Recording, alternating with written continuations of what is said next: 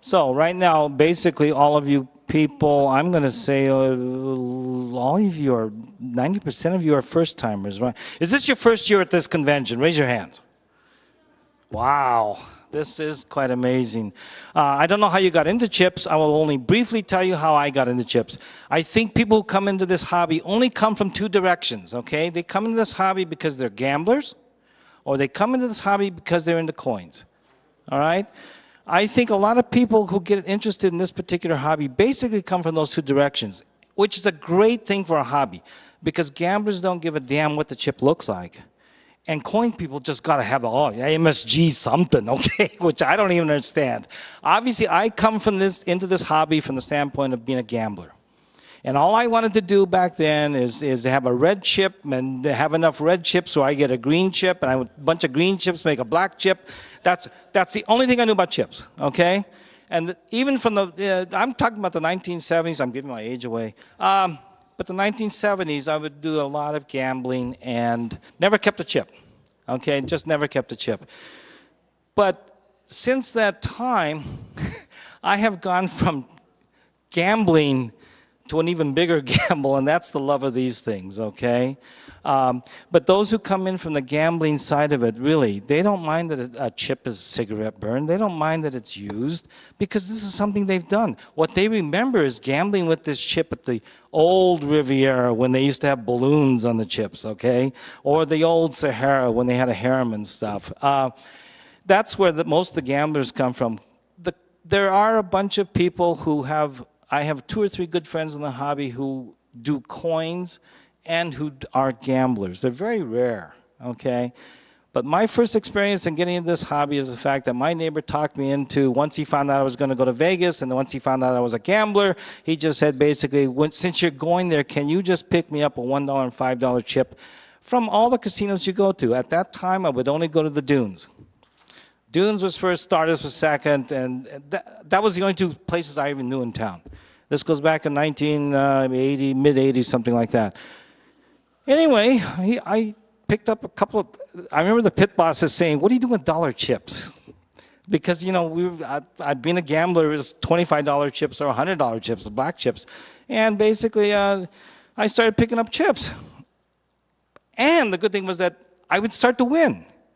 Now, when a gambler starts to win and they're on a hot streak because they've been told to do something, they're going to carry it through. So I started going downtown, which I had never seen before in my life, okay?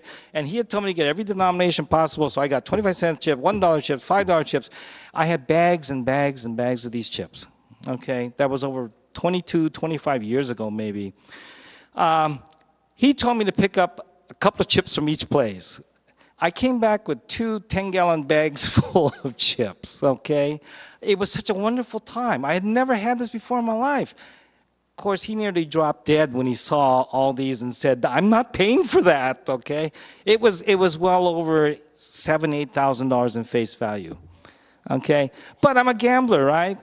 And he tells me that a dollar chip sells for $1.20, $1.30, $1.50.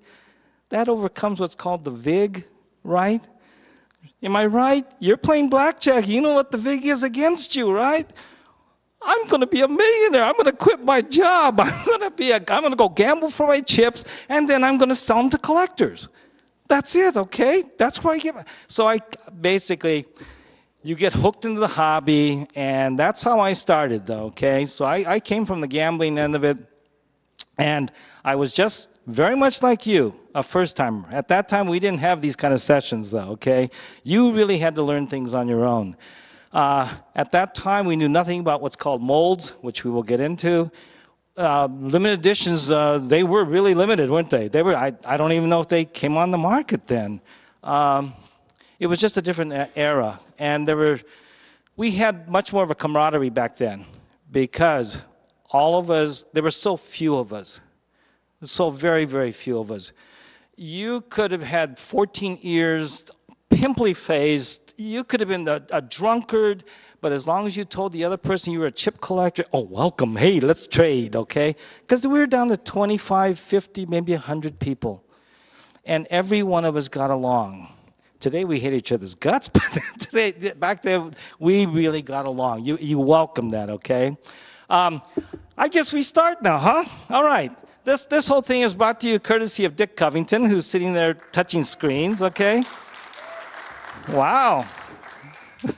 Dick is also a first-timer. No, yeah, right. Okay, we're going to start with the very first, earliest part, and these are all called ivory chips, okay? Now, if I can figure out this thing, women love battery-type things here. Okay. Oh, I have to hold the button down. Okay. These are all ivory chips, and this is basically from Dale Seymour. You might want to remember that name if you start to get into these kind of chips. Dale is the expert of ivory chips. He is in there on the dealer's show, and he's more than helpful. Ivory chips is basically where gambling starts, and what you might even see here are some of the more familiar figures that we have today that you see on chips, okay? Note also that a lot of ivories, and most of these go back to 1880s, 1860s, 1890s, all different styles and types here, okay? This is one you'll see in later editions all the way up until the late 60s even, okay? The American Eagle. A lot of figure works, a lot of plant works, and et cetera, okay? And they were squares, and they were like oblong shapes. Each of these were painted, the ones that are in yellow, the ones that are in red, that's actual hand painted and then actually wiped out. Now, we have nobody who was, there were no books done on how to make ivory chips back then, so we have no idea of how the engraving was done, how the ink was done, or the patterns. Next. This I found, well, I don't know how many of you see this word on eBay, okay? But hey, it's an ivory gambling counter. Maybe it is, maybe it isn't, okay? I threw this one up because of its shape and the fact that ivory, most ivory chips, one of the key ingredients about ivory chips is what you have to have. This is all from an elephant tusk, okay? Don't forget the tusk is very, very long, and it's got to be cross-section. It has to have a nerve hole all the way through, very much like a tooth. In fact, most ivory collectors today, those who really favor ivories, are dentists. Makes sense, right? They work on your little teeth out there. Your teeth are ivory. So this one here, to call it ivory is true, but it's not going to have a nerve center on it. We'll see better examples later. This is probably cut long ways, and I don't even know if it could be a walrus tusk or whatever, okay? Next. Better ivory pieces. Every one of these are intricately done, okay? All hand engraved. And they suspect, the experts of ivory suspect that what happens here is someone would just actually engrave the 25. Someone would be in charge of putting in the color here. Someone might be putting another color here. Every one of these little fleur-de-lis type designs might have been done by another person who did not engrave the figure, okay? So each of these ivories, the production process would have been gone from here, station A to station B to station C, and obviously done by people who were really paid minimum wage back then. We'll do Q&As afterwards, okay? All right, next. I love this piece, okay? This is a fascinating piece. It's mother of pearl, and mostly in the Asian gambling, if you go back to those times in the 1880s, 1890s, 1900s, you tend to see more of this. Very intricate, where all of this is hand done.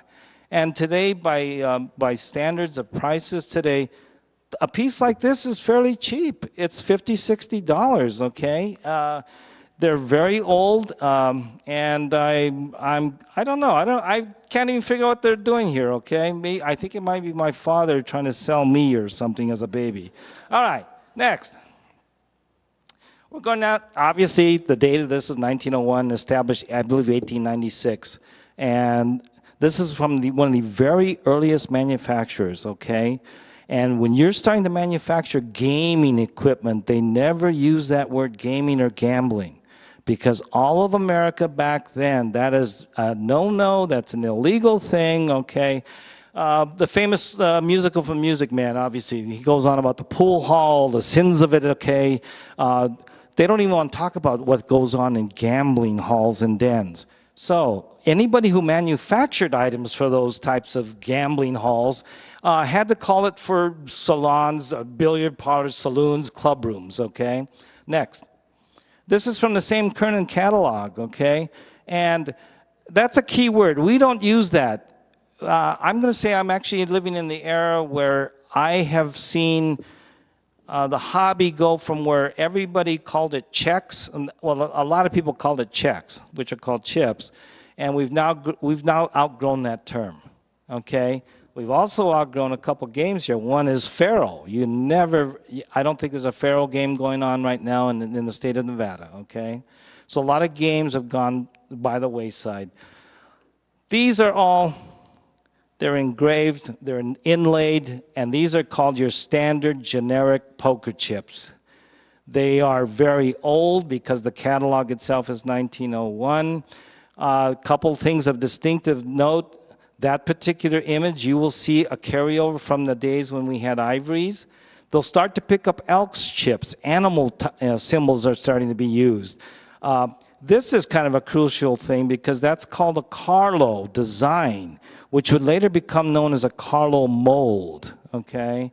And then again, we start to carry over with the eagle. And all these symbols, even to this day, I think there's some Atlantic City roulette chips that still have some of these very strange looking symbols. And these are symbols that were always used back in the 1901, 1920 period for gaming generic chips. Gaming generic chips.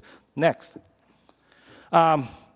This is from the H.C. Evans and Company. Again, it's a very, very old brochure. I don't think it says, you may have to go to the next one, Dick, I think. If I'm correct. Yeah, inside this catalog. And again, this is a different manufacturer. It's from Chicago, okay? But throughout this whole catalog, again, you're still seeing none of the words gaming or gambling are being used, okay? It's amusement park stuff. And a lot of stuff at amusement parks back then were fronts for gaming operations, okay?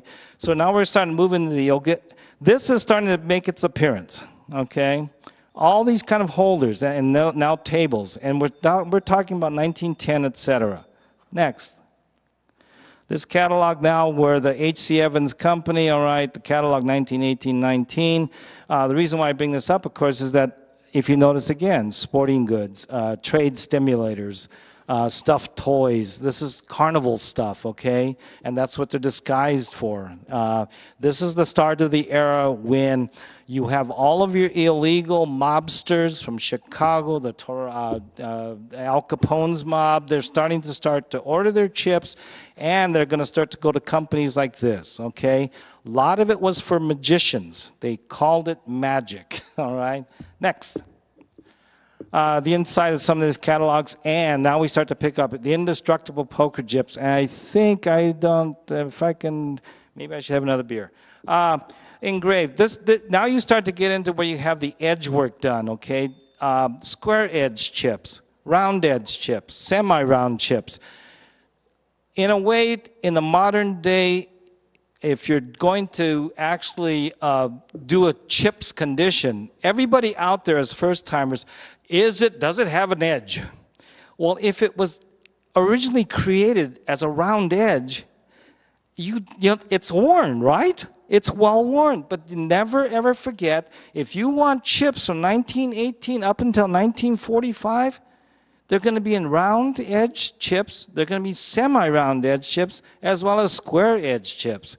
Okay, so this terminology that we have today, is it a square, does the edge real square? Well, that's fine for a modern day chip, but you can't apply that definition to something a lot older. Okay, next. Okay, I think right now we're going to go into a series of designs and all kinds of stuff that was manufactured, I'm going to guess 1918, probably to about 1935 or 1940. I'm not doing bad because, you know, I'm speaking without my notes. But some of the designs you see here, this is actually in color. This is in color, and it's one of the few early ones with a lithograph. Lithograph meaning, again, printing. Not straight black and white printing, not engraving, where something is etched or infused or carved into something, okay? This becomes more the lithograph, where something is printed. We see it all the time today. Everything you have that's in color, 4-color, those are lithograph chips. It's a printing process. That's what you get here, and this is the start of where people are calling these things Creston seals, which we'll now get into, I think, next up. No, we're not. We're gonna get again, these are generics, but now things have kind of changed. Now the design is becoming much, much more intricate. And if you also note with some of these, none of them have molds. They're still generics. There's still stuff that you could order back then from Sears. You could use them for any purpose you sought, okay? So most old chips do not have molds. They are engraved. They can be in color. They can be in lithographs. They can be a hot stamp, okay? But a lot of things from 1920, 1930 sometimes, they don't have molds. Next. And also, oh yeah, I was going to say, could you shut off the cell phones, okay? The old standard line is just keep it on vibrate and sit on it. All right, plants. The plants, these are obviously everyday type images, but I'm not good at this. I'm not good about flowers, so I don't know what those flower images are. I think with the next image, though, you'll see where things are much more dated, okay? Next. Dated in the sense that we still have an eagle, but they're starting to pick up birds and insects, and every one of these are just sample specimens now, okay? You could actually have about, I'm going to say 50, 60 different variations and designs of the eagle alone. You'll have 50, 60 different designs of a duck or a goose or any kind of bird, okay? Next. Again, I wanted to put this up here for one particular reason also, is that throughout the history of gaming in America, never ever forget that it's male-oriented. It definitely is, especially back then. Women were not allowed to gamble, but then they weren't allowed to smoke either, okay? So what you have is basically a lot of images that only men would understand, okay? Or if you had the Three Stooges on there, men would love it. And your wives would hate it, okay? But you would want to buy that chip. Anyway, those kind of images are very masculine, and even though they're animal types, you're not going to see any kind of pussycat up there, right? Next. Again, turn of the century stuff. Every one of those things. I mean, you're talking about Spanish Civil War here. These are the images that people would remember if you're playing in a gaming, any kind of gaming institute, or even if you're using them for home sets. You would know what these kind of images are, okay? Next. I like some of these. This is one of my favorite chips. You don't see Tarara Boom Die anymore. And I guess, no, I'm older than everybody here. I was going to say, does anybody remember this song? Raise your hands. You are old. You are old. No. Anyway, that's one of my favorite chips. You really don't find this chip anymore. It's a very, very scarce chip. So is Punch. Okay. This one, I don't know. I haven't seen that around anymore. Always you'll see these in different colors. You'll also see the mermaid, I think, in different designs. Next. And, of course, tobacco, liquor. I don't think they sold sex devices back then. But that also goes along with gambling, right? Because in the pool halls and everything like that, people are smoking cigarettes or they're drinking, okay? And that's the reason why back then, a distributor might actually say to a person, you're going to set up an illegal game here, okay? Here, why don't you get the General Greens chips, okay, and use those because those are just advertising chip. So therefore, legal law enforcement, should they happen to bust you, you just have advertising chips for your club. You don't have anything to show that you are the owner. You're not going to get busted. The subterfuge back then, that what they had to go through, is amazing to me. Next. We're going to get into an area that you'll see people to this day who love these kind of chips. I don't even know if you can even see what the letters are, but this is an R, yeah, TMR, right? This is what's very, very classic, again, of the people who are running illegal operations, because they want to make it unclear what this chip is supposed to be.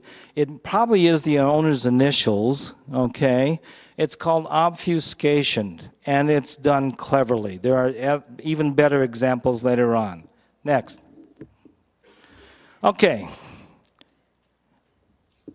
2 letters are seen here. You guys see it? If you see it, raise your hands. What is the 2 letters? CS, SC, right? Everybody see the SC? Now, yeah, good answer. All right, obviously what you have is the S here, the C here, and these little things are part of the S still. This chip was found, I'm going to say 10, 12 years ago. Very, very rare chip. It's also been identified through records. We have, to this day, surviving records of this particular chip and others similar to this, where little monograms, obfuscation, interlocking letters. We do have files and records of it. This is from the Senate Club, and it was issued 1918, 1919. Key to remember, though, is that there weren't that many Senate clubs that I could find throughout all of my paperwork and history, okay, of gaming history in America. This particular chip, I suspect, is from the Senate Club in Reno. That's the only Senate Club that I could find, okay? Even though we have the manufacturing records, all it said is manufactured in 1918 or 1919 and shipped to the distributor. That's as far as the original manufacturing records go. From there, the distributor had to send it, obviously, to the SC, the Senate Club, okay? Next. Well, these are called chip molds. And again, for those of you who have made cookies, who have made Jell-O, this is the same principle involved, where you take some metal things and you cut things out, you squeeze them together, okay? And hopefully they come out looking like you want them to. Basically what happens here is you have a top and a bottom on the mold itself, and this is a cord mold, okay? This would be the one side of the mold, and this would be the other side, and then both sides would come together under heat, okay? And it would compress the clay. Couple things here about clay. Old chips, as far as I can research, were made from clay that I still think was in American soil. And that clay is much more different than the clays being used. Well, first of all, let's get rid of the idea that we even use clays today, and all the chips you get, limited edition or not, they are not clay. You can refer to them as clays. I will refer to them as clays, but they are not truly made of clay anymore. Clay, they're just not being used for chips in modern day eras ever since the 1950s. I believe to this day, most chips were probably made out of dentonite or dentonite clay, which is in Denton, Texas, okay? And one of the key components of that particular clay is that when solidified and under heat, it compresses very well. Okay, and it holds, and once it's heated up, it gets very hard and it endures. Christian Jones, which we'll come to later on, I think, used that particular clay. And that helps me to figure out the chip that you bring to me, for me to identify. I have to feel it's clay. I have to feel a lot of different things, okay? This particular mold, this belongs to Emmett O'Neill out of Chicago, and I think he starts this particular mold. I think the records are now available on the cord mold. It's an illegal mold. If you're interested in collecting illegal chips, it would be very much in an O'Neill mold, okay? However, Emmett O'Neill, as far as I know, moves to Las Vegas from Chicago, and he does create like 3 or 4 very, very, very well-known chips from Las Vegas in that old mold. The reason why it doesn't exist anymore is one for sure. Notice that this mold right here, once the clay is put into it, from here to its outside edge takes up a lot of room. So if you were to put a hot stamp or an inlay in here, now you're talking about less than a dime size to look at it. If you look at modern day chips today, they have huge graphics that go all the way around now. Okay? In the old days, they never did. Next. Thanks to Bill Borland. Bill Borland was a man who got into chips, gosh, in the late 70s or the 80s or whatever. Some of you knew him. He was the very first to me who actually decided to organize the molds so that people would understand what's going on. What he did is basically assign numbers to all of these molds. Some of them are fascinating today. Some are very, very rare. Obviously, a lot of you are very familiar today, even as first-timers, with the hat and cane. That particular hat and cane mold has been with us now since the 1950s, okay? And it's still being carried on today, even though some of them are upside down, larger, etc. That mold actually starts around the 1950s. And then you have what's called a house mold. In other words, the casino name is actually put on the rim edge. Bud Jones, another famous man who was part of the Christian Jones hat and cane, when he goes into business, he creates or designs these molds, the Dyson card molds, the Nevada and Dyson card mold. Every one of these molds here are, I think Borland should be really, really, really held up in high esteem for just doing this part alone. I don't know where he got all this information from, but he was the first one to put it into a formal printed publication, okay? And for that, he should have a lot of credit. Some particular molds right here, this is what's called an arrow and dice mold. You're not gonna, that particular mold again is prevalent, heavy usage in Nevada.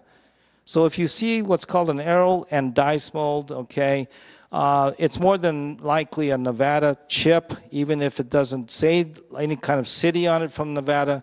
I think there's only 2 or 3 known arrows and dice molds, okay, where it went actually to another casino or gaming establishment outside of Nevada.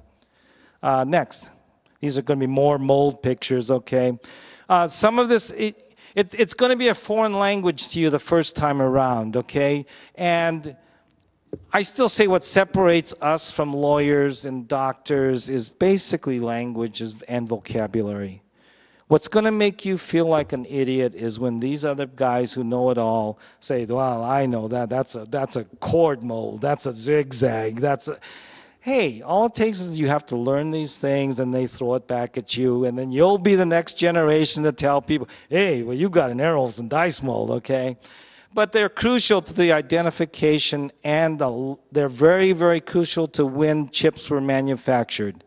In other words, you cannot possibly have, let's say, you cannot have that particular mold for the Venetian.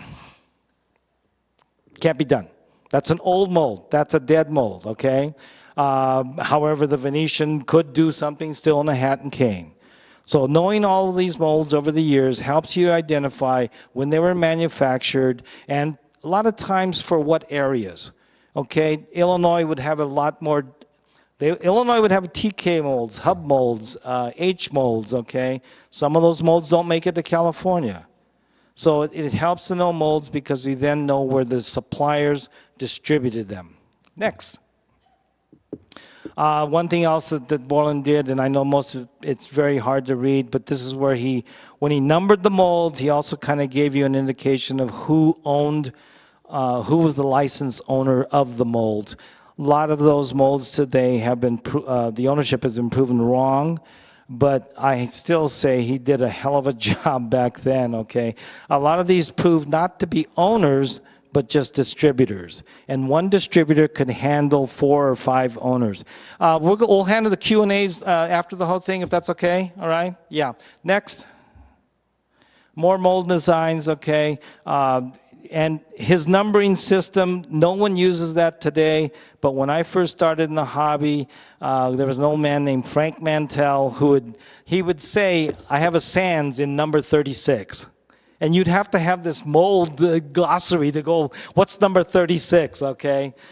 Which was a very, very easy way to describe things if you had the definitions, okay? Next. More mold designs. We can go over that. We can skip this. Very, very important, because hot stamps have always preceded inlays. Inlays are something that are fairly lithographic inlays, printed, okay, are much more in the modern era. There were inlays done in the old days that are just paper and cut in different shapes. And from those shapes, you have all of these that are very, obviously, that is the most well used, okay? Just a round inlay, paper inlay, in which something has been printed and then pressed into the center of a chip. What you have here is what's called a sawtooth design, very prevalent for anything issued by T.R. King and Company in a mold that's called a large or small crown, okay? Very difficult to find a large crown with any kind of paper inlay. Paper inlays, much more modern, old chips, hot stamps, or they have a design pattern that does not fit any of these. To this day, I think, is there a star? I can't quite make, yeah. That one right there, it appears on a Tropicana chip, I believe. And I think it only appears on 3 other known chips in the state of Nevada. If anything, if you're going to do anything, it's very difficult. It may look very simple to collect, but if you want just one of each of these types of inlays as a model or just a comparison thing, you're going to have a lot of problems finding this if it's a Nevada chip. Okay, next. Now we're actually going to get into a series of just chips and more modern day stuff. Modern meaning from, I'm going to say this again, this is what's called a T mold. You have upside down, right side T's. But even back then with their hot stamp designs, this is something you don't see in any casino today. Just a very, very simple design, but it is a design. It is custom made. Someone had to make the die in this particular fashion. And obviously, if you look at it well enough, it spells Texas, okay? But you don't see that in just, everybody else is just going to give you the straight line across saying Texas. This is just much more impressive. Second of all, this is in gold and that's in purple or blue. In other words, they have corresponding colors. Okay, that gold corresponds with this gold.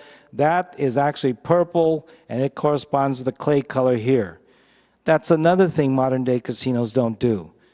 I still think it's because it costs them too much money, and maybe they're not as creative as I think. Next. I wanted to bring these in also because you people if you remember playing with Grandpa's chips or even at church bazaars and stuff, okay, you played with little plastic chips with a ridge rim and stuff. But there were some of these that actually had, this is from the Cheerio Club in Montana, and Dick did a very good job here of scanning this thing, okay, because it didn't really come out well if you saw this chip. But these are legitimate gaming chips from Montana. Montana is another state in which very, very few tables per place. They have 1 or 2 tables. Each of them have a bar. They're very limited in their play. I think they can play for $5 at the most. And this goes from 1940s up until the present day. Okay, next. This is what's called a large crown mold. And you'll see the 4 large crowns. The majority of large crown chips manufactured by T.R. King are hot stamped. And T.R. King starts this particular mold around 1935-36 and discontinues this particular mold by about 1970s. Again, problem with the mold is that there's a very small space whether you want an inlay or a hot stamp. However, I would state to this day that large crown chips and zigzags, they were the best at creating a hot stamp design. Today's chips do not curve their letters at all, and if you look at the word pan, that's what that spells, P-A-N, okay? They're not going to do it on modern day chips even as a hot stamp. They're going to go for a generic lettering style. This has all been custom made. I want to draw your attention to this little thing here. It's called a cigarette burn. And again, as a gambler, in collecting chips, it doesn't bother me. It may bother you seeing that particular chip. This particular chip here sells in auction a couple of times for $1,000. Cigarette burn, it's going to sell for about $200, $230, $250, somewhere in there. Okay? Also being a $2 chip makes it very rare. But you have to understand the history of Pan. If you've ever played Pan, it's a dead game today. Pan is played on a very, very small table. You only have 6, 7 players. It's played on a table that about the size of a chair. Where do you put your ashtrays? No place. You have to put them on top of your chips. So Pan chips, if you see non-denominated chips and you have a bunch of reds and they're all cigarette burned, they are probably used for a Pan game somewhere because they don't have room to put an ashtray. And that's a significant clue here. That's the cigarette burn. The other thing I have to tell you about cigarette burns is this. And on a chip like this, large crowns are very, very soft clay. Temperature for warping this chip is about 135 degrees. I don't know why we have our conventions in the middle of August, okay? Because if you were to keep these chips even loosely, even in any kind of binder form, they will, under 135 degrees, start to collapse, okay? They're very, very soft. They're the most malleable clay that I know of in all the clays given out. That's why this particular chip, though, is also easy to burn. It's also easy to remove stuff. This can be removed. All people are going to do, let's call them dealers. Let's say dealers are, if they wanted to remove that, okay, they're going to take a little bit of sandpaper and just scrape it off. It will not be level anymore, but it looks better than that. Is it wrong? Big debatable thing. My definition of fixing, cleaning, you'll see later on, okay, I say anything you can take off on a chip is all right. If you want to remove, and I'm going to give you examples later on, if you want to remove soil, if you want to remove this, that's fine. What you can't do is add. Got that? If there's a drill hole in this chip and you add some clay to fill it, If you want to take the dirt off, the soil off, I say okay. I personally would not take off the cigarette burn, but I've seen people do it, and they will use something, and even just constant abrasion with a soft brush may get a lot of it off. It'll look better. But don't forget, once you take that off, it's still discernible under any kind of magnifying lens.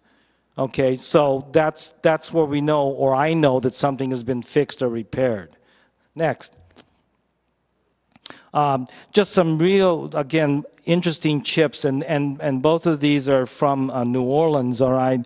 Very, very unusual mold. Very difficult to find star mold chips.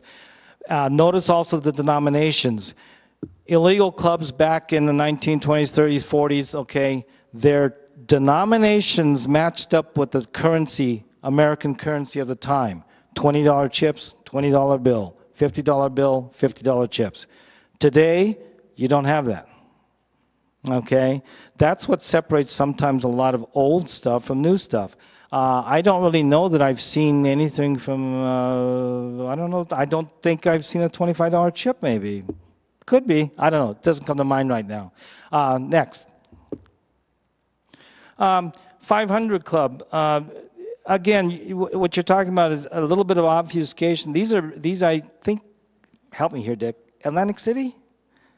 Old Atlantic City, before all the modern day stuff, okay? And sometimes I wonder about people when they're collecting chips because they go, I collect Atlantic City. And I go, okay, I've got some Club 500 stuff. Well, I don't want that. I say, but it's Atlantic City. No, I only want the new stuff from Atlantic City, okay? If you're going to do stuff, sometimes you got to kind of qualify that it's the more modern day stuff you want to do. But if you're going to do Atlantic City, do it all. And some of this is much more important historically than the current Atlantic City casinos going. Next. I don't know if you can make this out, but each one of these pieces say Stardust. And if you, how many of you have been to Stardust here in Vegas? Well, then, does that not look like a Stardust chip from Vegas? Yeah, right? Why? Because it follows along with all the logos, this particular design of the lettering follows with all. The only difference is that this is from Kentucky. Okay? They're beautiful Stardust pieces from Kentucky. Actually, some of them are very rare. All right? But that also shows a link between some of the illegal gaming establishments in the Midwest that had to come out here, and some of them kept the same names of the casinos. And that's where it gets confusing for a lot of people, because there are Riviera chips out there, and they look beautiful, and the Riviera that you think about is the one we're now going to be here at, okay? And it's not. It's from Cuba. It's from another place, okay? So molds are crucial because that particular mold is somewhat rare for Nevada, very, very prevalent for Kentucky. That's where, if you knew the mold, you should say to yourself, that has a better chance of being Kentucky than it does Las Vegas. Next. Just a real, this comes from the Alan Myers collection, and definitely this is a piece from 1899. But I want to show this to you because of its unusual cut and the fact it's made out of fiberboard. Okay? Back then, they used a lot more fiberboard and paper on their chips. One of the key reasons is because they used to call them noiseless chips. In other words, you're doing something illegal you don't want people to hear, okay? And that's the reason why they actually came out with noiseless chips. This is an example of one. And also the fact, Knights of Columbus, this is called fraternal chips, which is a whole different category of collection by itself. Eagles, Masonic Lodges, American Legions, VFWs, I put them all in that category, every one of them. You can find a chip almost from every state just doing your fraternals. There's an Elks that's going to be close to you with, I guess, 100-mile radius, and I would bet you right now that that Elks probably had some sort of gaming, and they have chips. And they could have chips in a very, very rare mold. Next. This is a rare, rare chip. I love this chip because I can't quite figure out. I have to refer to my notes because this is probably plastic, but definitely plastic because these lines that you see are too aligned and everything to be bone. But regular, yeah, thank you. Anyway, an Elks Club chip, Miles City, Montana. I'm going to guess that just the age of this thing has to be, it's got an early number, and so I'm going to guess 1920s, 1930s, okay? Beautiful design work for just the denomination alone. 12.5 cents, that's where you get, the 2 bits, okay, 3 bit, 4 bits, okay. Obviously, again, they're still following currency at the time when they're making bets. Also, don't forget, if you have a 25-cent blackjack game, 25 cents, a guy gets a blackjack, you owe him 37.5 cents. Well, not today, right? It's at the 6 to 5, sorry, modern day. That's sad. Anyway, you owe him 37.5 cents. Well, the only way you can do that is if you have this. Right? So this has a very good chance of being a chip that was used for a blackjack table. Okay, next. Oh, I just saw that. Las Vegas oddballs. That's your doing, isn't it? Why are these oddballs? Okay, this one here, even though this is called a cancellation mark, and they did that a lot whenever they wanted to get rid of old chips and make sure that they weren't put back into play. This particular chip, I don't know if anybody can see this, but that says John Moss. I can't make all that out. Poker players, good. For those of you who are poker buffs, and Johnny Moss is, you'll see his picture down at Binion's to this day, okay? I think he's won the World Series of Poker twice. Johnny Moss was famous in this town for running poker parlors, right, Don? Yeah. I think the last one he ran was in the Aladdin. And what most people don't understand is that I do believe to this day he wasn't using the Aladdin chips. A lot of times he was using his own set, okay? Why does that happen? And this goes in the late 70s, okay? I believe they did that because back then gaming regulations weren't as strict. You could just bring in your own set of chips, and Johnny Moss, the name alone, would draw poker players, okay? This one here, I love this kind of chip, even though it's been drilled. This particular chip is from Harvey Fuller's Records and Notes. Let me see if I can recall this real quick. I'm getting like Harvey. This particular chip, usage of chips. Chips sometimes are not used just for gambling. That's me. Hold on a sec. I'm in a seminar right now. Yes. Okay, I'll buy milk, bacon. Okay, gotcha. You're here? Okay, thank you. All right, that's wife number 3. The Last Frontier Gas Club. This particular, a lot of times chips are issued and they're not even used for gaming. This particular chip was used because the Last Frontier, which is now closed, was located very close to a shopping center of other people, and they had problems with parking. So those people who were guests at that time, hotel guests, or if you're a big enough player, you got this chip and they attached it to your key ring. Okay, so that when you went through valet, they would take they automatically just take they would take you and you could park basically anywhere. Okay, you could leave that chip then on the seat or whatever, or give it to a pit boss. A lot of times, I know they did away with it because I guess parking must have been such a horrendous thing that they had so many of them that they had to destroy most of them, okay? This particular chip, believe it or not, probably $180 as it is, okay? And the next one, I don't know how much you're familiar with old 1950s classic chips, but one thing you have to note is right there, that's not how he spells his name. Okay, Wilbur Clark spelled his name with a U, W-I-L-B-U-R. This is with an E-R. This is an error, okay? And I know it can't be seen, but in this one here, there is a drill hole here. This chip here, and because it's drilled here also, it's real easy to fill this with black crayon. And this is an ideal eBay item, okay? Because even here you can't see the drill hole, okay? But because it's got an error in it, it's my belief that it was never used in play. It was probably ordered. But when Wilbur saw his name misspelled, he said, no, no, no, I don't want that chip. Discontinue them, drill them all, put them in the gift shop, whatever, okay? Also very crucial here that you have a drill hole right there. Because if it's attached to a keychain or something, it looks very nice. It's readable now, right?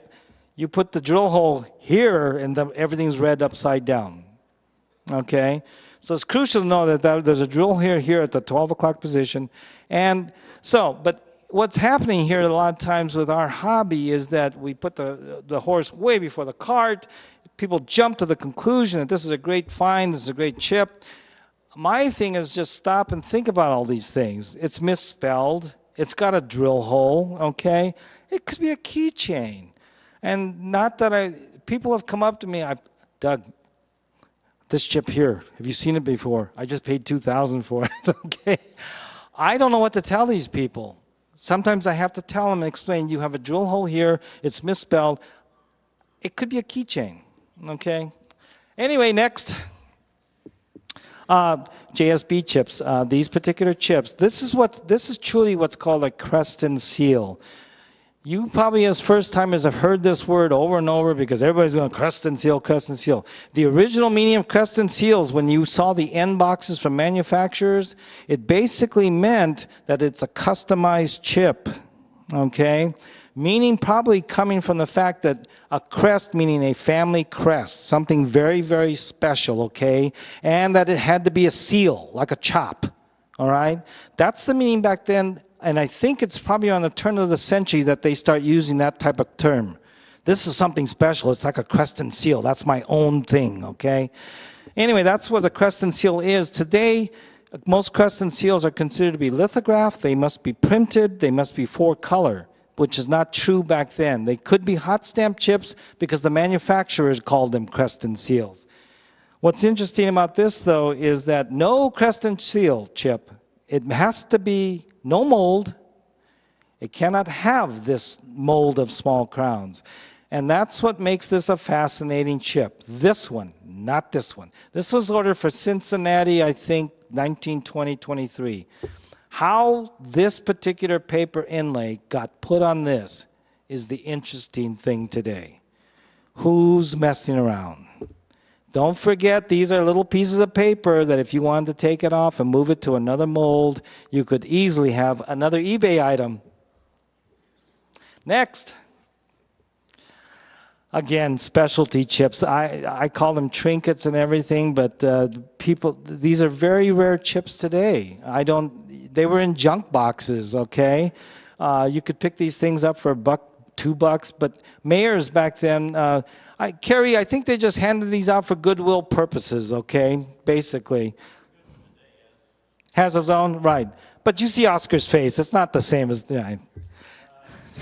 Right. Okay, right, okay. But back then, and if you notice, these are very patriotic colors, okay, which is kind of neat because people will pass these off also as bicentennials. Yeah, we'll do... Yes, he's at Arizona Charlie's, right. You can meet Ron Lurie and take this chip in there and actually have him sign it, which I did, okay. Next.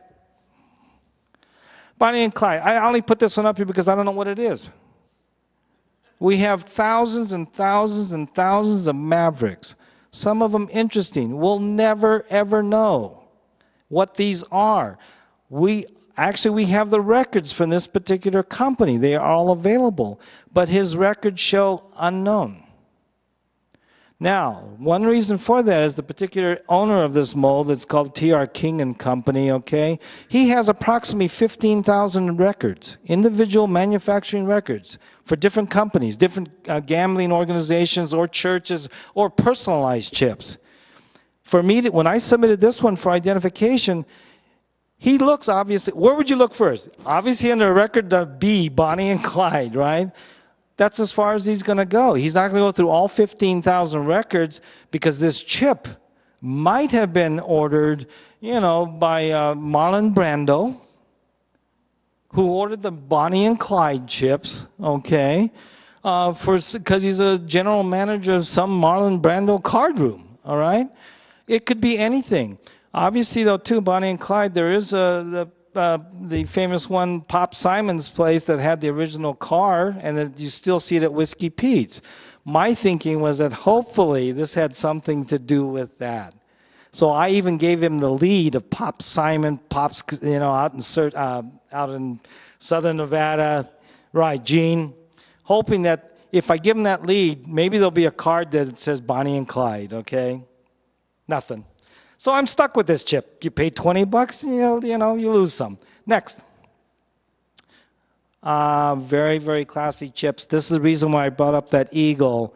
Oh boy, this is going to be a test here. It must be the MGD. Herbert Hoover's? Hoover's? Ah, good thing this is in Jeopardy. Herbert Hoover. Herbert Hoover. Wow, I slid a sheet, I slid upon a slitted sheet, I sit. Okay, Herbert Hoover's chips. Remember him? He was the president, okay? Now, the link is in Dale Seymour's book. He's the one who had the confirmation of these chips. What is amazing, though, is that these chips, if they go on for sale today, I don't think they'll even come close to what has been paid for maybe your top 20, 40, or 50, or even 100 Las Vegas chips. Las Vegas casinos chips.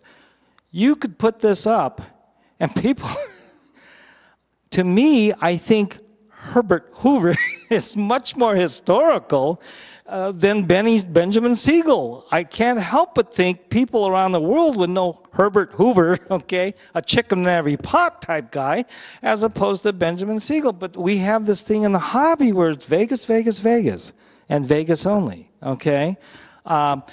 These are much more classics to me. This is meaningful to me. Now, this is something, okay? Next. That's my hand. Very good, Dick, all right? Here it is. I'm cleaning this chip. Okay, this is a very, very, very common chip. This is a $1 Benny Binion's horseshoe chip.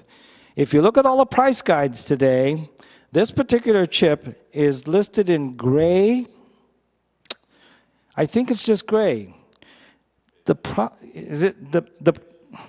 problem with this chip is you must clean this chip. Because once you clean it of all the soil, don't forget we're talking clay here. Clay will actually absorb outside the different colors. You clean this chip, it's beige or white. The original color of the chip is beige or white. There is no gray. And I keep telling people when you're looking at price guides, especially people who start to specialize in certain chips, Doug, I've never seen the gray. Well, put it in the trash can for a while, okay? It will turn gray. Throw it in the soil. Go play the sandbox with it. It will turn gray. These are clay chips. They absorb whatever's on the outside, okay? And that's why, for me, I always clean chips. I can tell by the feel of it, if it's how the soil got there. I mean, I'm the king of cleaning chips, okay? It's horrible. The sink is just full of chips, okay? But I do. Later on, there's certain implements I use to clean chips with. But to me, you must clean the chip. You have to clean the chip. I'm going to tell you one story here, and it happened to me. I bought a chip once for about $100. It was full of soil, but it was an old chip. It was a classic chip. I take it home to clean it, and it's got a drill hole because the soil had filled it in. Now, I bought it as is, right? Whose fault is that? You go back to the dealer? People, you're going to go out on that floor and you're going to see a lot of dirty chips. I still say you have to clean it. You want nick chips? You'll get nicks when I clean them because they're going to be very visible. But if you have soil all over it and just embedded in it, it will cover up nicks. It's going to cover up scratch marks. It will cover up small drill holes. This is me again. I've got the podium, right? You must clean chips, okay? I don't think there's any way out of this whole hobby thing, but you've got to clean chips. So therefore, there's certain ways you clean a chip to make sure of its integrity. This right here is another example. This is before and cleaned, all right? You see here, this is the same side now. See how it's just all dirty and it's filled in with dirt? You see that, Nick? If you want, I don't think it's right. I think if you buy a chip, you want to know if it's nicked, okay? Nicks are very crucial to the condition of a chip. Also, well, we'll go on to, I think next, coming up, okay? These are all my tools. I never thought they were going to be on a screen someday, okay? I tend to use Sterling's Magic. Now, you're going to get advice from everybody how to clean chips. You're going to get advice from people who use all these modern-day type of things. I say that you should use a cleanser or cleaner. Sterling's Magic is whatever I researched. I think it goes back to the 50s and 60s. So I think whenever they came up as a cleaner in the 50s and 60s, probably fit 50s and 60s products. I still say if you use a modern-day cleanser on chips, very good possibility you'll have chemical reactions, okay, that may do something to the chip. Maybe not today. Maybe 10 years down the line, you pick it up, but I think it's yellow, and it was a white chip, okay? I have a tendency to think that I clean chips with old stuff because I'm cleaning old chips, okay? It fits the age. Stop using toothbrushes. I do have a toothbrush there, but I'm going to tell you the reason why you only use it for certain things. Stop using toothbrushes on any hot stamp. Get yourself an artist brush, okay? And try different ones. Try different widths. Try different the thicknesses of horsehair. Get yourself and work on it. There's enough dirty chips out in the world you can have a lot of practice on, okay? But I actually go to these, and these are my hot stamped cleaning brushes, okay? This little device here, it's not a sexual thing or anything, all right? But I'm going to tell you, when that battery is operating, you can go on that chip. You can use it on modern-day chips. Because modern-day chips, basically, with all the lithograph work and stuff, okay, it's stuck there. It's not going to harm it or anything. And if you have to work on a lot of dirt, okay, that's what I use first. Especially, and basically only on lithograph chips that are more in the modern age. Modern age meaning from the 1980s onwards. Yeah, the dental picks. You may cringe at this, but a lot of hot stamps were made in the old 1920s, 30s, and 40s were made with real gold. Real gold does what from the coin, people? If people handle it over the years and all this stuff, it starts to turn grungy and just grungy, green, it's algae, it's everything, okay? To get that off, I actually use the dental picks and I actually go over the lettering.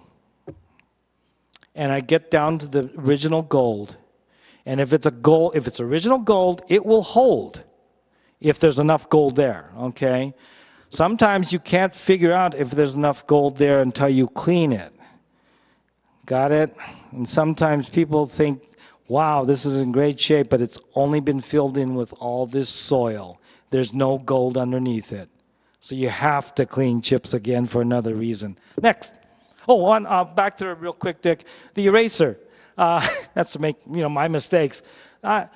There's a lot of chips that are called die cuts. They're made with silver or brass, okay, and they're little filigrees of silver that have been actually designed very well and inlaid into the center of a chip. I tend to use, if it's corroded even, okay, silver, it gets tarnished, I just take my little pencil eraser and I just rub right over it until it comes really sparkling again. A lot of times when you do that, though, you will actually see where it's been rusted all the way through. All right, next. Yes, this is the die cut, and actually this one over here, the one that's dirty, looks better than the one that's cleaned, okay? But that's what I use on it, okay? I actually use on that filigree of silver right there with the horse's head. And if you'll notice about one thing about die cuts, everything has to be touching. Everything. The horse has to be touching the letters. The letters are all connected. It's one piece of silver. Okay, it's been die cut. It's been stamped out like a paper doll. And that's craftsmanship like this, you're not even going to get close to today. These are definitely, and don't forget, die cuts have another historical value. I'm going to say 95% of die cut chips manufactured by the small Greek key company BC Wills were made for major mobsters. Almost every one of them can be linked to Meyer Lansky, the Chicago mobs, the Mayfield, a lot of it. Kentucky, you'll see Lake Tahoe, the Flamingo, the Thunderbird, okay, all of these, the old places with the die cuts, that's where they have this one link. And they're die cuts, and BC Wills is where they went to have these things made. Next, and next. This is just another series of chips, just interesting chips and why they even did stuff. This is the, well, I don't know, obverse, reverse, or just this different sides. Why would you have a chip that's going to have black printing and the other one done in red on different sides and truly made that way? That's just an unusual piece, very, very unusual, especially in this particular state where you have rules and regulations of what you must do on a chip. Next. I threw this one in there because it's never been seen before. So all of you first-timers out there can go into that room and tell all those people who have been in this hobby for 15, 20 years, I saw a chip you've never seen before or listed from Las Vegas, okay? That's one of the very few things that I've done here where this chip is not listed. It's a 25-cent denomination on the reverse. The Saddle Club in this instance is, the building is still there, okay? It's on the corner of Charleston and, help me, Carrie, wake him up. Fremont, yes. But that building's still there. But the only thing, this chip was used probably in the 60s because of its mold. Next. Time for Dick. I'll be back, I think. I'm going to turn this part over to Dick because he's really, really, really good about variations, okay? And there's a ton of variations in colors, manufacturing styles, and everything. So there's a section here about chip variations, okay? Here's Dick Covington. Answer that, please. Thanks, Doug. Here's to me, folks. I threw this chip up to show you basically these are what's called a dovetail. The example here shows that the red is into the green, whereas here the green is into the red. Up until recently, a lot of collectors considered it to be one chip. But as you can see, they're made differently, so it's really, there's two chips. Next, please. People think I'm crazy. They're probably right.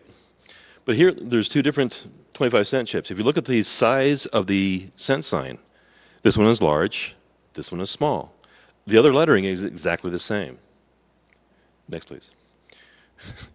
This is another example showing different variations of the different 25 cents. Again, with respect to the cent sign, it may have been made at the same time, maybe a different hot stamp process, or it could have been a different issue. We really just don't know. But obviously this one has a vertical sign, as you can see here. This one is somewhat slanted. Sometimes you see this bar go all the way through the C, sometimes you only see just a portion of it.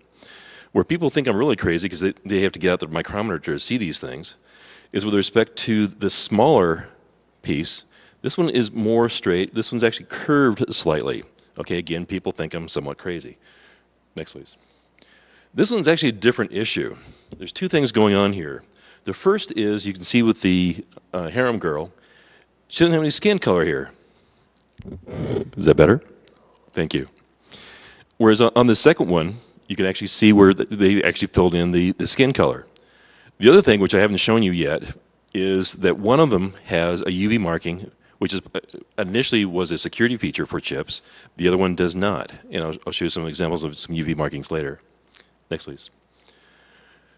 Many moons ago, the MGM actually had a French roulette table. And you have multiple players, but you have a jeton. Well, how do you know my bet versus Doug's bet versus anybody else's bet? Well, they have three different issues.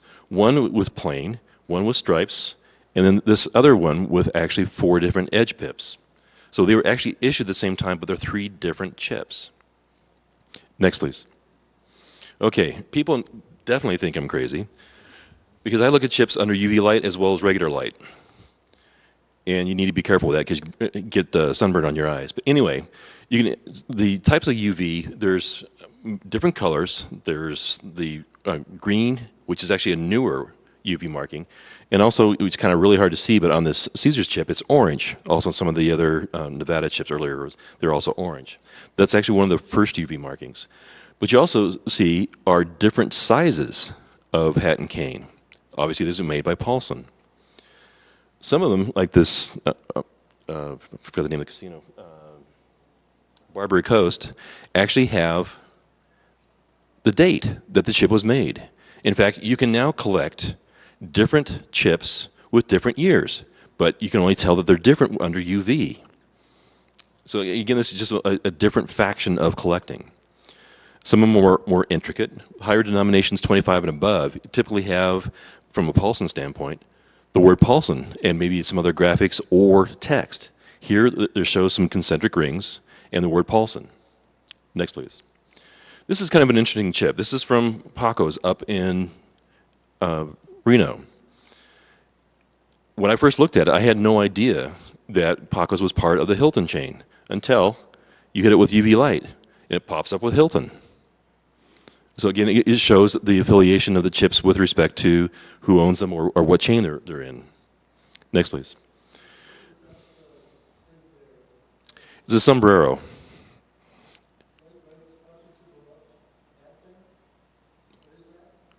It's a sombrero. Yes. Mexican hat. Okay, next. This I threw up again to show that there are different sizes of hat and canes on the UV light. These 3 chips are actually from the same casino, Midnight Rose in Colorado. But you can see that there's a very small one, a medium one, and a large one. I actually have documented 19 different sizes, and I'm not done yet, so there may be more. Next, please. These show the different other manufacturers. The first one is John Henkel, or JH. You have, I have a hard time pronouncing this one, I'll call it BG. But they have 2 different colors. They have the orange as well as the green. The Chipco International with the Luxor chips, they actually had 7 different UV markings. One was blank. They had Egypt, Tut, Luxor, Nile. I forgot the other ones. I apologize. But anyway, that was another way of collecting it. Some people collect them, some people don't. The other casino here is called Blue Chip, or not casino, but manufacturer. Blue Chip was actually the Anetti brothers that used to own Paulson. And now they have their own different manufacturer. So rather than the Hatton Kings that you saw in earlier slides, they have a new mold, Starburst, and also they have a new UV marking. Next, please. Masui has, again, it's kind of hard to see on the graphic. I apologize for the lighting. But again, this was an orange M. And on the other side of the chip, they actually filled in the letters with the green markings. Next. This was kind of an interesting chip. When I first found this chip, the people at Four Queens said that this could not be. On one side, it has Paulson, like most $25 denomination chips. But on the other side, it actually has 2 Paulsons, one in different size, and also the Princess Cruise Line logo. The controller at the time wanted me to send him the chip. I kind of declined because I didn't want it to be lost in the mail. And so I met him over the Hard Rock because he had checked with Paulson. Paulson checked their records. They said this could not be. So back then, at the Hard Rock, they actually had a game area that had black lights. So we met in there. I pulled the chip out, pulled it out of the case, and his eyes just lit up. He was amazed. So again, you can find some interesting things here. Next, please. And actually, I'll turn it back over to Doug. That was quick. We're playing kind of tag team, so I apologize. I will take his phone, however.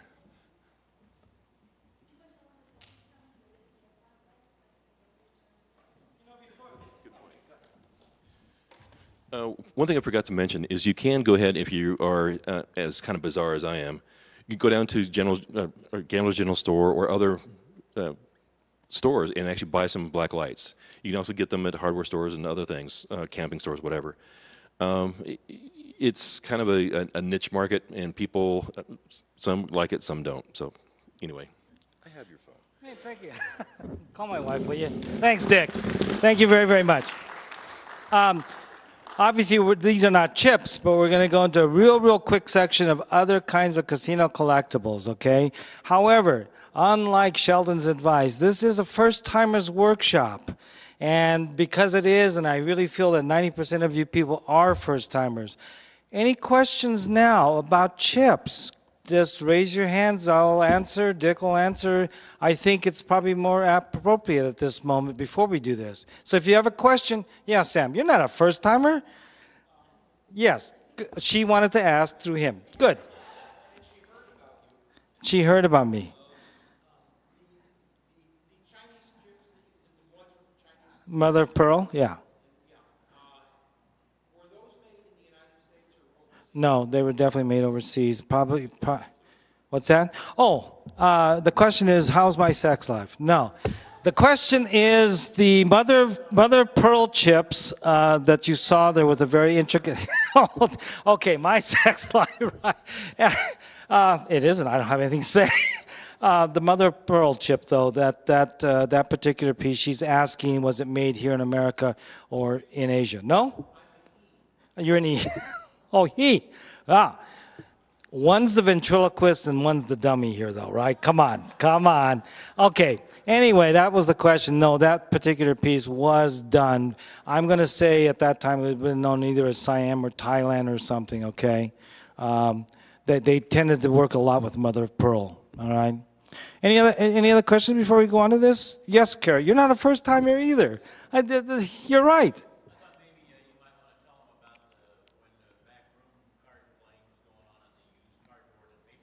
Right. Those are the noiseless chips, and that's the reason why, because they were backroom operations, okay?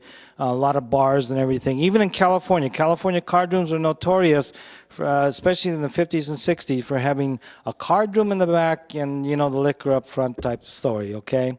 Anyway, those particular card rooms in the back, at any time, and usually the sheriff knew what was going on. Even in my little hometown that I grew up with, I was in pool halls when I was 13, 14, and I was playing poker with all the old timers. That's where I saw cigarettes on the chips, spittoons. Going home with the green hand because the green felt, okay. I always had to wash my hands before mom saw me. Smelling of cigarette smoke. But those places, all of them were illegals. They didn't have there was no such thing as a license to operate back then. A lot of them had cardboard chips. A lot of them borrowed chips from other card rooms and used them, okay. Any other questions? Yes. Yes.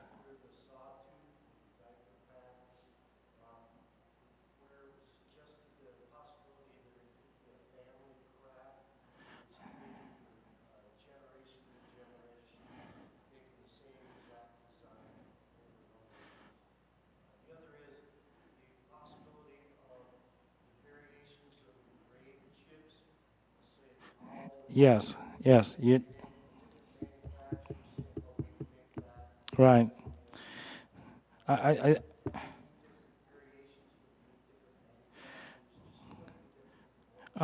the question basically is about all of the very, very, very early chips and how they were manufactured, okay, and the actual process where you have to have variants because you now have people working on different parts of a chip.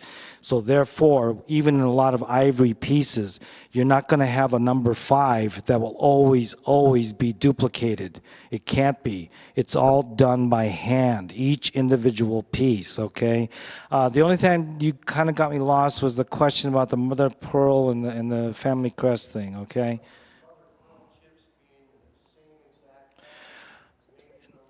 You, you know, I don't think they have. It's Chinese to me. Okay, I have no idea. I honest to God have no idea how the process is made or whether they were for royalty. Okay, the one book I think if you really get interested in that is definitely it's Dale Seymour's book on antique gambling chips. And believe it or not, he's donated almost all the copies now to the club. And instead of being, I think, $45, $50, it's now available for half. I think it's 25 or 30, okay? Which is not a bad deal because I get a cut. Next. Yes. Is this like an auction? Yeah, I hear that.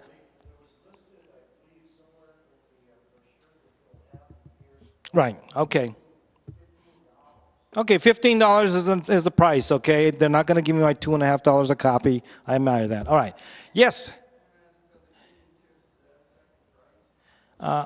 Yes, yes, yes, yes. Cleaning the chip, whether you clean or don't clean, I believe it does affect the price. Both ways. I know that sounds very strange. Old chips basically have a bland color. That's the original color of the clay. It's very bland. Dyes have to be put into the clay, and then they're mixed, and then they're cut out like little cookies, okay? That's the reason why you don't get a solid red in the same color all the time, because the guy who's mixing this, you know, he's getting paid minimum wage. This is not like a mint, all right? So that particular, if you look at the Sterling's Magic, what it does to a red chip, it actually leaches out the red dye. It loses its intensity. However, again, I still say you can take anything off of a chip you can't add. To get that intensity back, really all you have to do is add some oil. And it'll refurbish, it'll make that red come right back. Okay? I like chips that have that red that's been leached out because I know someone's cleaned it. It doesn't look as good, so therefore I think the price is going to be less, all right? But if you people want something to add back into the chip so you could buy it at a better price or a higher price, you could do that by adding fingernail polish. Got the picture? We are in a very different hobby here, folks. All this stuff you got, if you come from other hobbies, kind of forget about all that stuff. This is a whole new ball game, okay? No, I can't speak for all dealers, nor would they want to speak for me, I don't think, okay? Look, it takes a long time. I might have I probably bought 50,000 chips with me. Do you know what cleaning 50,000 chips is? All right. So you're asking for dealers to do something that's really, really monumental if they have a huge inventory. LEs you don't have to worry about, do you? That new limited editions, most of them are going to be uncirculated and in real good shape to begin with. Yes?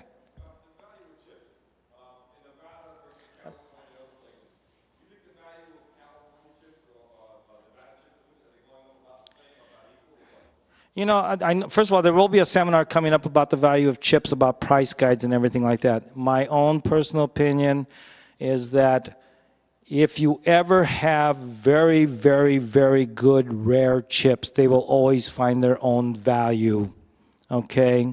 Always.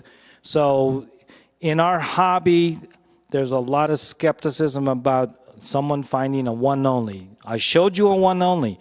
That is the one that we know today. That's a 25-cent chip. That means, and I believe it was found by someone who gambled at the place and took it home. All right? How many people took home chips? I took home a bunch. There's a lot of people. If you're not a collector, gamblers tend to take home chips. First of all, they get drunk, okay? They put chips in their pockets. They go home. They forget the chip, cash them in. Oh, my God, I forgot to cash this $100 chip. Well, the next time they come in, they'll cash it, all right? That's where a lot of our survivors are, because the club will say to them, we don't use those chips anymore. Or the Saddle Club is no longer there, it's no longer available, you can't cash the chip. Those then get kept by the gambler, and they survive today. But there's always the problem in our hobby where, especially Nevada chips, where, look, it's an occurrence that's going to happen, but you have to face some odds here, okay? A lot of people ask me, what's the total number of chips known in Nevada? I don't know about known, but I'm going to tell you right now, I think that there's 100,000 Nevada chips from the year 1931 now.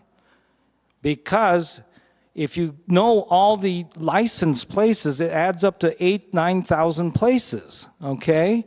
8,000, 9,000 different places, each of them they don't just order one chip.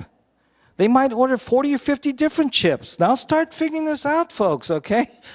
It could be massive, but that's also the reason why I believe the scarcity and rarity is still here in this market.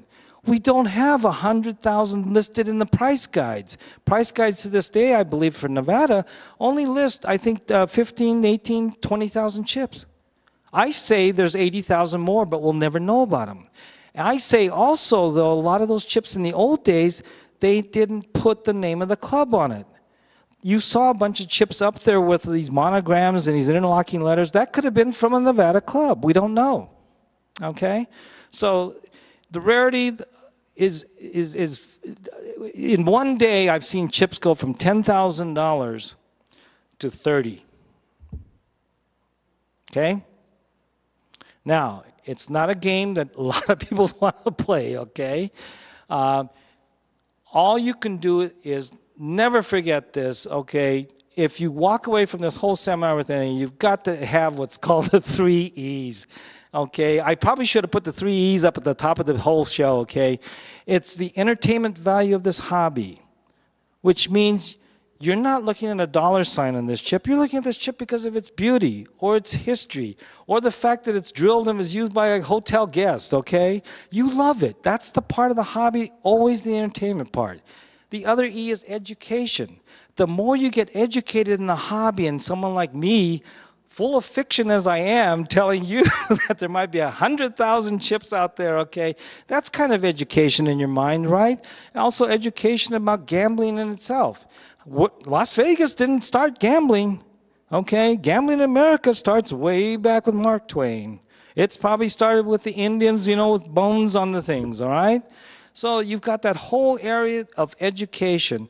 But I think with education and entertainment, you should walk away with being enlightened, okay? That means you've taken something from this hobby, and I believe no one does it better than some of the old-timers who I know right now when I talk to them, it's like talking to, at that time, my grandfather. Hey, how you doing, Granddad? And they got this list of 45 things going wrong with their body, right? You got to hear about the hemorrhoids. You got to hear about the teeth falling out, parts that don't work. I just want to know how you are, Grandpa. I didn't want the whole list of things, right? But you know what's very funny? Once those old-timers in this hobby, all of a sudden, they don't have a problem with hemorrhoids. They're sitting there because, hey, can you wait and see this chip? Okay? They'll wait for hours. Okay? What it does is I believe it takes away all those pains and everyday type of problems you have at work. Hobby, right? That's what it's supposed to be for. And I really think that part is the enlightening part where I think it actually keeps you going, keeps you looking for the next thing, okay? All of a sudden, you don't have the headaches, okay? The wife who's nagging, the spouse, the mistress, taxes, all of a sudden you're doing chips. I feel very fortunate because I work with chips all day, every day, okay? This is how I make my living, okay? So there will be a charge for everybody who listens. Before we go, though, we're going to go very, very quickly through this. People, yes, Sheldon. No, not you. Yes. Anyway, we're going to go real quickly through the other types of collectibles that you might think about. Don't forget, chips are just one little a huge aspect, but there are other types of collectibles. I collect these because they are round. They're very simple. These are called beer coasters. Okay, you can pick them at bars. You go in this town of Las Vegas, go every bar, right? I've been to every bar in Las Vegas. This is something I'm proud of. Anyway, look for these things. I'm going to tell you right now, the Monte Carlo has them. California downtown has them. In the old days, all of them seem to have them. And that's all I want. I want from the Al Ray Club with Willie Martello's picture. I want the Diamond Gyms, which is the Nevada Club in downtown Las Vegas, okay? I love that Sahara piece, okay? Look at the shape of it, the color. And I love coasters in which they put the picture of the chip. Because chips, looking at them is what I enjoy the most. So what I don't have that chip? I've got it on a coaster, right? And so coasters to me, that's my own little personal pride and joy. I do have quite a few. I have some traders. Next, gaming guides. I have to collect these because I'd like to think of myself as being something of a historian, and these give you a historic perspective of some of these clubs. This is a commercial club out of Elko, but these gaming guides will also list games of Fantan, Faro, Poker, 21, which helps me to figure out what kind of chips they needed and how many. So from the standpoint of just gaming guides, they still have a couple in town, okay? Next. Lighters. This is one category that is really, really hard to get into today. Most of the really good lighters, I think, are gone. Never forget, in the old days, you could always get a lighter almost complimentary. If you hit a $7.50 jackpot at the Prima Donna Club, they gave you a premium ticket. And you took that ticket very much like they do in arcades and the kids' arcades, and you see with your grandkids, right, all these tickets that come spewing out of some Bally's game or something, and you get to exchange it. So many of these tickets, you got to go down there and get an ashtray or a lighter, okay? They were free. Well, it cost you something. Wait, you know how that goes, gang. But lighters today. Real key in the top right-hand corner, though, are roulette lighters. Very difficult to find today, generics. A lot of them didn't have casino names, but if you were to, the lighter works in a real weird way. One side is a clock, the other side's a lighter. I've only seen 2 or 3 representative samples of this one, okay? Tough lighters. I think matchbooks are going to take off like crazy. Again, we're going to have a big argument about this because people in most hobbies coming in, they got to have this condition, okay? It's going to be this. Matchbook collectors, I had to do this, I think the first matchbooks in Nevada, 1911, 1912. Those particular matchbooks you see are just coming about the time when they're making matchbooks with advertising. Paper matchbooks, not matchsticks now, okay? They start advertising about 1912. This is long before Vegas. You had the first collectors, they would always collect them, but they would always take the matchbooks out, the matches themselves. Okay? They always shuck them. 2 things why you must shuck matchbooks. I never thought, I have a degree in English. I never thought I'd be sitting up here talking about shucking matchbooks, okay? Anyway, the matchbooks themselves, you shuck them, and you still should shuck them today because they deteriorate with age. Every one of these are very old. Whenever I pull these out in a binder, all I can smell is like a grenade that went off in my briefcase. All it takes is a spark, and that will ignite. Because the match heads are still there, they start to just flake off. You get some powdery substances all over. If someone's smoking a cigarette, wow, gone.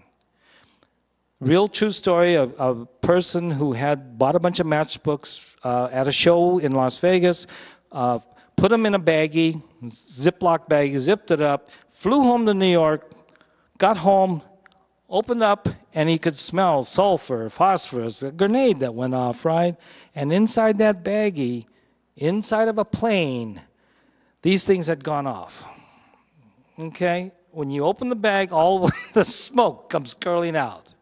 Now, there are matchbook collectors who say to you, keep the matchbooks in there. They're more valuable. Okay, fine. I don't try and get insurance, all right?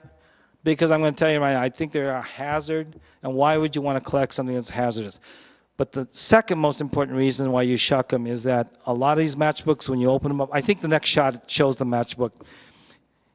This is one of the few matchbooks that you should keep intact, okay, because it's called a feature matchbook. If you're going to, in other words, it has writing on the actual matchsticks. If you're going to keep this one, I would actually probably dip the match heads in paraffin or something, okay, to keep it intact. Put fingernail polish on it.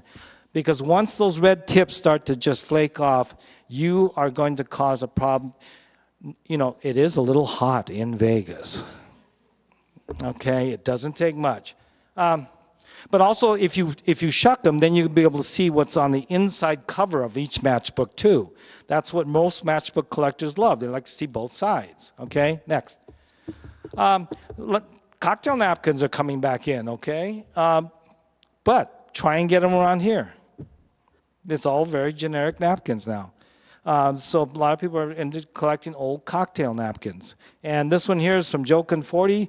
For those of you who don't know Joe Conforti, he was the one who sold his brothel to, well, the IRS took control of his brothel, okay? So just from that, this guy's very interesting, all right? Next. Advertising money. Some of these, how they're handing out to people, you don't see this being done anymore, which is sad because I think for new people to Vegas and stuff, hand them out some money that they can go off and do stuff with, okay? It doesn't take much, but no, you don't see that anymore either. And I think stuff like this will become very valuable, especially like in the bottom one where you have Jay Sarno's picture. He's the one who actually started the circus. He comes up with this brainchild idea, okay? I mean, now you got something that's real old and it's got his picture on it. That's great. Next. Little pamphlets. This is actually a postcard. Love these kind of postcards. But Cactus Kate's Casino, for those of you, this is the place that the prima donna is now outside in the state line, okay? Long gone, but postcards like this or pamphlets like this, they're great because they show interior shots, which is a crucial thing because if we can't find the gaming license, people will say, did they have gaming there? Did they have table games? Yeah, you have a postcard that shows a dealer and a table. So it's crucial, okay? Next. Just casino pictures. This Honest John's Casino, we're not far from where you can still see part of Honest John's, okay? It's on the corner of Sahara and Las Vegas Boulevard, okay? The big souvenir shops. Again, this is the day, though, when Honest John's, these kind of places, these are girly joints. They are a lot more burlesque places, okay? They actually had strip tees going in the back, a couple of blackjack tables in the front. And that's really unusual today, okay, to get those kind of chips. Next. My old buddy, Frank, but the Sands Times. All of these places, especially on the trips, on the strip, Herbert Hoover, on the strip, okay, had their own in-house publications. The Frontier probably had the most that I know of, okay? That's what this is. It's an in-house publication that was sent out to basically all the Sands people and to good Sands customers, okay? Very rare today. I think this one would probably sell for, Bob, what did you sell this piece for? $10. 100. Do I hear 150, 160, 170? I was the one who bought it from him for 100, and I sold it for humble, meager 1,000. No. Anyway, that's what happened. And now I'm going to turn it back over to Dick, and then I have to really leave you people because I have to change into a better T-shirt for the banquet, which I hope I see you at, some of you, okay? And Dick will handle this from here, okay? Thanks.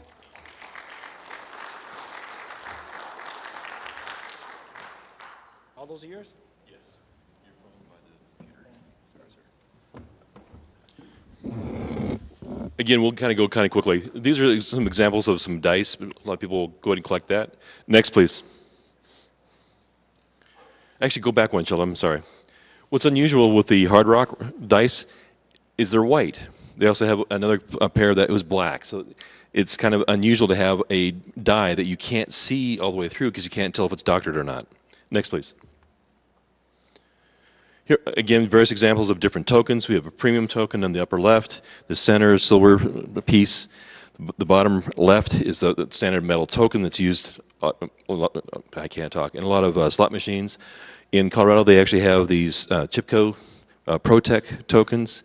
They're metal with a ceramic or painted coating. And of course, in the upper right is the hologram tokens. Those are more of a collector's type piece. Next, please. Postcards. Again, as Doug was saying, these are critical because it shows the exterior, sometimes the interior, shows the different facets of the casinos. Some of them you don't see anymore, such as the Hacienda and or the Aladdin. Next. Again, going back to the script, sometimes you got money for them, sometimes it was just advertising. Next. Fun night. A lot of times when the casino's open, they'll go ahead and run the operations. They'll give to either invited guests or friends of the casino script to go play games with. And so they come in various denominations, typically 1, 5, was it 20? Yes, 20 and 100, or sometimes even larger, up to 500 and 1,000. Next, please. Match play. These are also something that's relatively new. You can go ahead and put it down with your $5 bet. You win the bet. They take the coupon sometimes, and they give you $10 back. Again, a way to encourage you to play the different games. Next, please. This is relatively new. Since we're getting rid of coins, they have these ticket in, ticket out pieces. A lot of people are starting to collect those, and also the reason I put these two in here is the top row is one ticket, the bottom row is the second ticket, but you see that they actually change designs. So again, it's a variation. Next, please. Miscellaneous collectibles. This is actually our last slide. Shows you keychains, name tags, pins, paper, boarding ticket to a riverboat, the little dangly, stretchy things for your slot cards. Actually, I think there's 2 more. I'm sorry. Next, please. Playing cards. Again, casinos change those out frequently, different designs, different companies. Next, please. Slot cards. A lot of people collect slot cards. Casinos change when the owners change, when a casino gets knocked down or whatever. So people's names, sometimes also the printing. How was it printing? Is it embossed? Is it just white letters? Is it black letters? Again, just different ways of collecting these type of slot cards. Next, please. I think this is the last one. Also, room keys. The center one is kind of an unusual piece. It's an old metal key.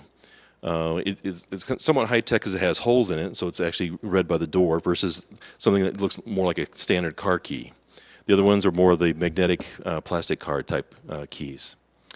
I think that's it. Yep, that's it. I know I talked kind of quickly. I appreciate you guys for hanging around. You have some questions? Yes, sir. No, thank you. Appreciate it. Any other questions, comments, darts, arrows? Well, I appreciate your time. Thank you very much.